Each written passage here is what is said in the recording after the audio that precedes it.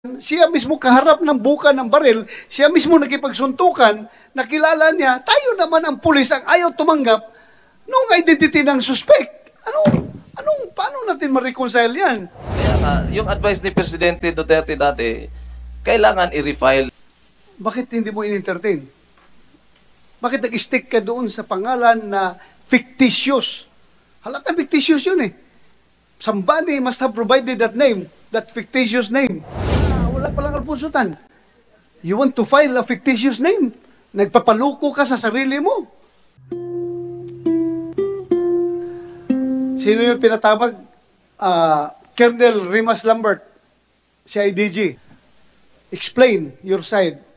You first introduce yourself, then explain your side. Paano nadawit yung pangalan mo? Your Honor, I am Police Lieutenant Colonel Rimas Lambert, the Assistant Chief of CIDG Region 7.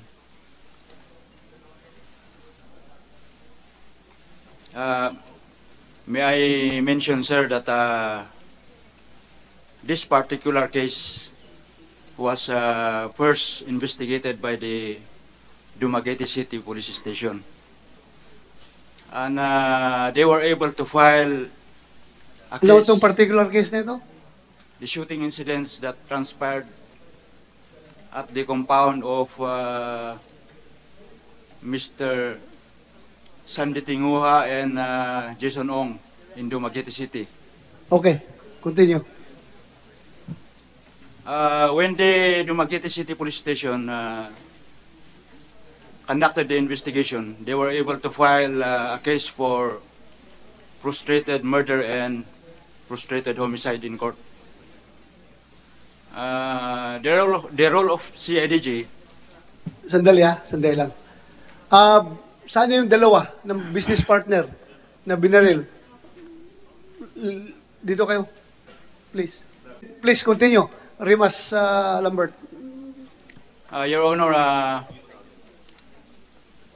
the role of CIDG came when the former President Rodrigo Roa Duterte, learned the incident wherein one of the case filed was dismissed. And so there was that directive of the former President to the CIDG to conduct reinvestigation and refiling of the case.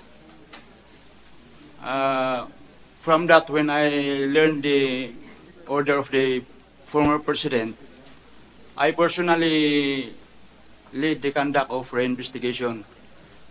And on June 9, 2021, more or less 2 weeks after the order of the President, we were able to refile the case for attempted murder. Together with the two complainants, we escorted them from their house going to the court. Sino ang respondents? Sino suspects? The same respondent, sir, yung na-file nung Dumaguete City Police Station. Sino nga? Sino? Alfonso Edinatan. Tapos nagpaluko kayo ng Alfonso Inatan na yan? Naniwala kayo? At that time, sir, the true identity of the real perpetrator, gunman, as alleged by the complainants, has yet established. Was not yet established? Yes, sir. That's why... Sana yung dalawa? Totoo yun na hindi pa nyo kilala? Yung nag-conduct na ng reinvestigation ng CIDG, hindi pa nyo kilala yung real gunman na nabugbog ninyo? Wala pa kayong exact pangalan? Kilala namin yun, Your Honor. Kilala na namin. Hindi nyo Kaya sinabi sa kanila? nag-insist ako galing kami ng Presidente, nag-insist ako na kung Alfonso Edinatan yung ipafile natin, malamang hindi din yun makalusot doon sa korte. Kasi yung first court, nag-decide na hindi yun So kaya nga, sabi ko kay Colonel Lambert na kailangan i-change natin yung pangalan from Alfonso Edinatan to Noel Alabata. Yun ang advice ko. Kaya nga ano kami ni Sir Lambert na binaon daw ko siya doon sa nag-text siya sa akin pero naano lang yung text ko. Kaya sabi ko, sir, wala tayong magawa kasi kung Alfonso hindi natin yung gagamitin natin, ganun pa rin yun, hindi pa rin uusad yung yung kaso. Kaya nga, yung advice ni Presidente Duterte dati, kailangan i-refile. Hindi yung i-refile na yung pangalan pa rin ang gagamitin. Yes, before you conduct refiling, reinvestigation gawin ninyo. So pag nag-reinvestigate kayo, lalabas at lalabas yung pangalan ng pulis na totoong suspect. Bakit hindi ninyo ginawa yun? Bakit nag-refile lang kayo? Ano pang ginawa nyo? Yes, Your Honor. At that time, kulang pa talaga ng ebidensya to pin down na yun si Noel Alabata Jr. is the real gunman. That's why during the series of case conference with the city prosecutors of Dumaguete City, with Prosecutor Joseph Serna, Prosecutor Lumusad, and Buena Vista, I recommend that we will refile the case while we are conducting thorough investigation, citing the provision of Section 7 of the Rules of Criminal Procedure na kung ma-identify na yung talagang pangalan ng gunman, pwede natin i-insert o i-amend yung information na ma-insert yung totoong pangalan. So anong pinahal yung pangalan? Yun ba rin, sir, yung Alfonso Itan. Do you think papayag na lang ng basta-basta yung korte na magpalit na lang kayo ng pangalan? Ay, mali pala yan, sir. Your Honor, ito palang totoong pangalan. Eh kung may intention kayo na later on mag-provide kayo ng real name, real identity ng suspect, dapat Jando lang ang pinahal niyo. Hindi yung pangalan na yun. Kasi magkakaroon kayo ng complication sa korte pagdating yan. Kung Jando, madaling palitan. Pero kung may pangalan ka talagang nilagay na Juan de la Cruz, tapos palitan mo ng Alabatan, malaking kumpanyan, diskusyon sa korte. As Your Honor, pumayag naman yung mga prosecutors na i-refile. However, we must conduct a thorough investigation. Okay, I am not casting doubts on your on your integrity. Alam ko kilala kita. Kilala kita, naging company commander kita doon sa Compostela Valley Province. Alam ko kung gaano ka katino sa serbisyo, alam ko kung gaano ka lumaban sa NPA. Pero I don't know. Ngayon na nandiyan ka na sa IDJ, baka nilapitan ka na naman ng mga malalaking politiko dyan na inimpluensya ka. Were you influenced? Nilapitan ka ba? No, Your Honor. O wala? Yes, sir. Yes, Alam Your ko, alam kong yung puso mo nasa serbisyo dahil ilang bisis mo pinaghahabol yung mga commander ng NPA doon sa Compostela Valley Province. Alam ko yung puso mo sa serbisyo. Pero I hope hindi yan tinted ngayon ang puso mo na nasa sa IDJ ka na, ha? No, Your Honor. So walang nag-impluensya sa'yo? Wala, Your Honor. You're raising your hand, Mr. Datingwa. Yes, Your Honor. Bago na i-file yung namin, yung refiling daw, sabi ni Sir Lambert, Your Honor, sinabihan namin na mayroon ng pangalan. So, ang suggestion namin na baka pwede imbitahan natin yung pangalan na binanggit namin. So, walang ginawa yung CIDG na imbitahan yung yung pangalan na binanggit namin. So, kaya nga nagkaroon ng straight talaga yung hindi na Noel Alabata kundi yung ng pangalan, yung Idinata na pa. Okay, narinig mo siya. Sila mismo ang biktima. Sila ang binaril. Nakuha lang yung pangalan. Bakit hindi mo in-entertain? Bakit nag-stick ka doon sa pangalan na fictitious? Halata fictitious yun eh.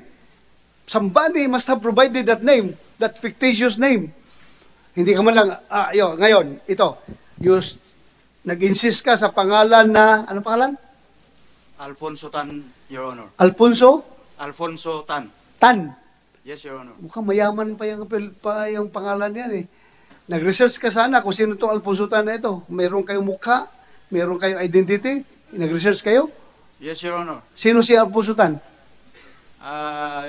When the Dumaguete Police Station filed the case, there was an ID or LTO license of Alfonso Tan presented. Saan lang nakuha yon?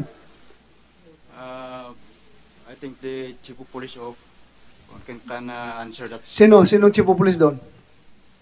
Police Lieutenant Colonel Sawan, Your Honor. Oh, Sawan.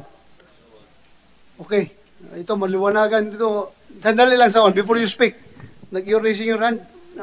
Anthony Ong, go Mr. ahead. Chair, yung pumunta si Colonel Lambert po sa amin, pinakita niya yung picture ng LTO driver's license ng Alfonso Edinatan. Tapos sabi niya po is walang Alfonso Edinatan na na pangalan doon sa driver's license. So ibig sabihin po, yung driver's license po is fake po yun. Tapos sinabihan po namin si Colonel Lambert na ito po yung muka ng gunman namin. Tapos ito yung pangalan para ma-identify po namin. Tapos yun, wala change name lahat po. Alam mo, Lambert, no, ang hirap the usual situation sa atin sa PNP, tayong pulis, ang hirap na hirap magkumbinsi sa mga biktima na mag-file ng kaso kasi takot or hindi nila ma-identify yung suspect na nakaharap nila. Problema tayo sa PNP. Ngayon, na ang suspect na mismo ang nagbibigay ng pangalan, siya mismo kaharap ng buka ng baril, siya mismo nakipagsuntukan, nakilala niya, tayo naman ang pulis ang ayaw tumanggap nung identity ng suspect. Paano natin ma-reconcile yan? Bakit insisting kayo nung Tan na yun? What made you decide na si Alfonso Tan talaga? When in fact, binigyan ka na ng instruction ni President Duterte na i-refile ang kaso. Meaning, before you refile, you conduct re-investigation para makapag-refile ka. So, bakit ganun? Alfonso Tan pa rin ang in-insist niyo. Your Honor, while we were conducting the investigation, I got the ID. That's why we sent a verification letter to the LTO. And that's the time we find out na wala talagang Alfonso Tan sa database ng LTO. Then I informed the complainant. Oh, bakit ka nag-file na wala palang Alfonso Tan? You want to file a fictitious name. Nagpapaluko ka sa sarili mo. Ganon ang nangyayari. O para mo niloko sarili mo nun. Alam mo, walang ganong klaseng tao. Tapos, insisting ka mag-file ng ganong pangalan. Your Honor, talagang